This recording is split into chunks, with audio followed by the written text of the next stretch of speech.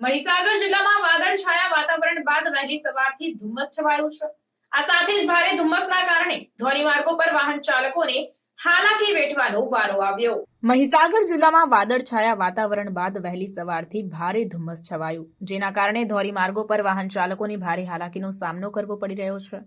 ભારે ધુમ્મસને કારણે દ્રશ્યતા ખૂબ જ ઓછી થઈ ગઈ છે, જેના કારણે વાહન ચાલકોને સલામત રીતે વાહન ચલાવવું મુશ્કેલ બની ગયું છે।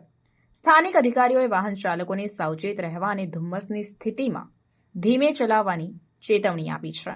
ધુમ્મસને કારણે પરિવહનમાં વિલંબ અને અકસ્માતોની સંભાવના વધી ગઈ છે। ઇમરજન્સી સેવાઓ કોઈપણ ઘટનાનો પ્રતિસાદ આપવા માટે સજ્જ છે।